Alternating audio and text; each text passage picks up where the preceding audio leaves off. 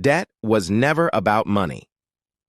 You were taught to see debt as a contract, an agreement between equals, a temporary imbalance that responsibility will correct.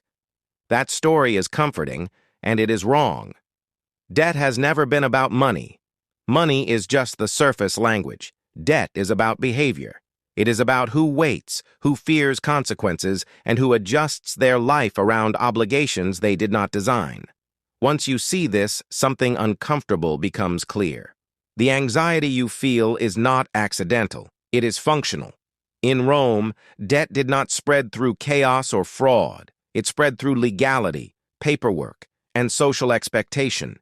Citizens were not dragged into chains. They volunteered, believing obligation was honorable. Over time, effort increased, freedom narrowed, and life became quiet. Endurance looks like virtue, and exhaustion is reframed as personal weakness instead of structural design. This is not a call to rebel or escape. It is an invitation to stop misdiagnosing the problem.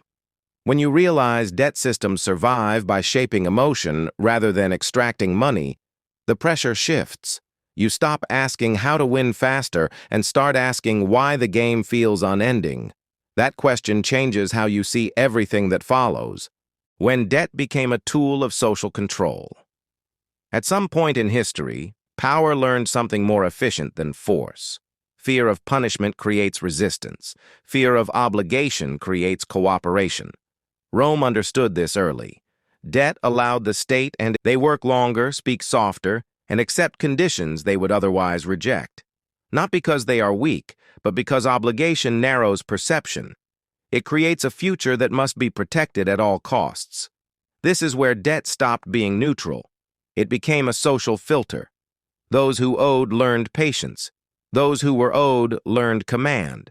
Over time, hierarchy stabilized itself without chains, guards, or threats. The system did not need to enforce compliance. People enforced it on themselves. The internal shift begins here. You stop seeing debt as a temporary inconvenience and recognize it as a behavioral environment, an atmosphere that rewards silence, discourages risk, and quietly selects who gets to act and who must wait. Once you see debt this way, you no longer ask why you feel constrained. You understand that constraint is the point. Rome didn't collapse from war. It collapsed from credit. Empires rarely fall when everyone expects them to. Rome did not break under invasion first. It weakened while appearing stable. Markets functioned, courts operated, laws were enforced, and beneath that surface, debt expanded faster than citizenship could absorb.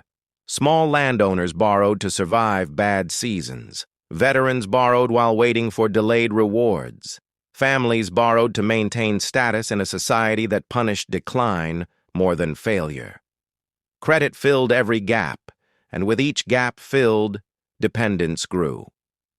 What collapsed was not the army or the currency. It was autonomy. Citizens became predictable, risk-averse, focused on preservation rather than creation. When crises arrived, the population lacked flexibility because their future was already spoken for. This is the dangerous illusion of credit. It postpones pain while narrowing possibility. Collapse does not announce itself as disaster. It looks like normal life continuing with less margin each year. The internal shift here is subtle but sharp. You stop waiting for visible catastrophe as proof that something is wrong.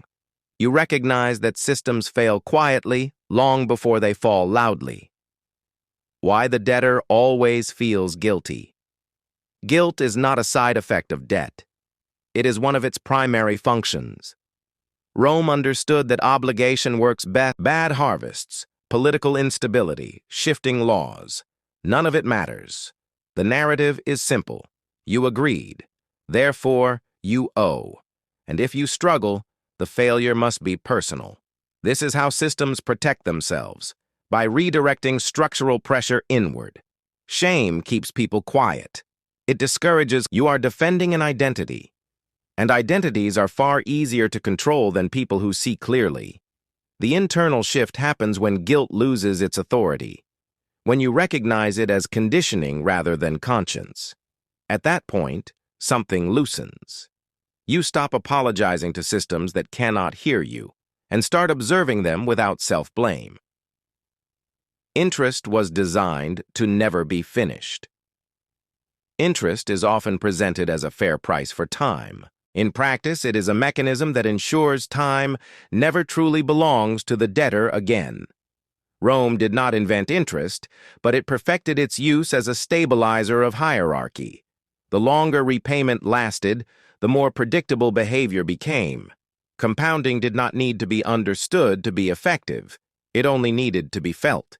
Each payment created relief, followed by the realization that nothing had actually changed. Effort increased, balance barely moved, and the future remained occupied. This was not inefficiency. It was design. The danger of interest is not that it costs more. It is that it trains endurance without exit. People learn to tolerate imbalance as normal. Progress becomes emotional rather than real. You feel responsible because you are constantly paying, even when you are not advancing. The internal shift here is clarity without resentment. You stop equating movement with progress. You recognize that persistence inside a closed structure does not lead to freedom, only to better adaptation.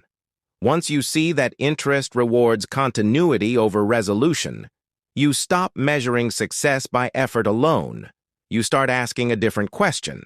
Does this system ever intend to end? The illusion of choice. Inside structured dependency systems built on debt rarely remove choice. They redefine it.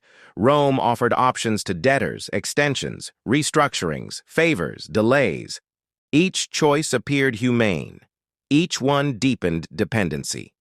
Freedom was not eliminated. It was narrowed until every option led back to the same center.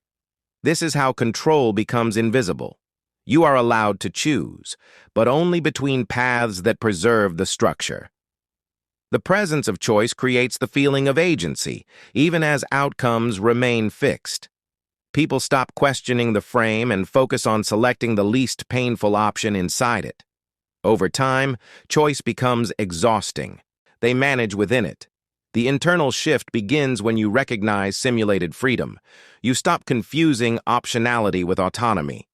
You see that real choice is not about selecting terms, but about stepping outside definitions you did not create. At that point, even limited action becomes more precise. You no longer waste energy navigating illusions. You conserve it for what actually moves position. Emotional panic keeps the machine alive. Debt systems do not require constant enforcement. They require emotional volatility. Rome learned that fear accelerates compliance faster than law ever could. When people panic about losing status, shelter, or future security, they stop thinking in timelines and start reacting in moments. Panic shortens perception. It makes any immediate relief feel like progress, even if it deepens long-term dependence. High-interest loans, rushed agreements, silent acceptance of unfair terms. These are not mistakes. They are predictable outcomes of pressure applied at the right emotional point. The system benefits when you feel behind. Urgency disables strategy. It replaces analysis with reflex. That is why calm is treated as irresponsibility and patience as denial. A composed debtor is dangerous. They delay reaction. They observe. The internal shift happens when emotion loosens its grip, not through optimism, but through steadiness. When fear no longer dictates timing, decisions slow down. And when decisions slow down, leverage quietly returns. This is not about feeling better. It is about thinking clearly long enough to stop feeding what depends on your panic. Why reason is dangerous to financial empires. Large financial systems do not fear resistance. They fear clarity.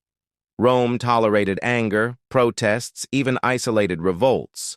What threatened stability was reasoned withdrawal. Flows urgency. It questions inherited assumptions. It separates what feels necessary from what actually is. This is why complexity is encouraged. Confusion keeps people dependent on guidance, while clarity invites independence. When reason replaces reaction, persuasion loses effectiveness. Promises lose urgency. Threats lose weight. The individual stops responding to pressure as if it were truth. They begin treating it as signal. The internal shift here is subtle but decisive. You stop equating speed with responsibility. You allow yourself to pause without guilt. And in that pause, the system reveals itself more clearly than it ever could under stress. Empires endure not because they are strong, but because most people never slow down enough to see how they operate. How Rome trained citizens to police themselves. Rome did not need constant surveillance to maintain order among debtors. Social pressure did the work. Reputation, honor, and public perception became enforcement tools stronger than guards.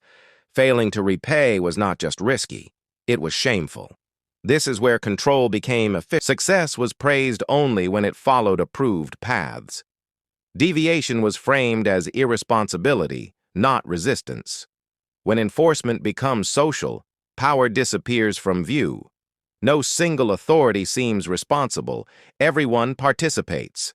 And because the pressure feels collective, it feels legitimate. The internal shift happens when you notice this mechanism operating around you.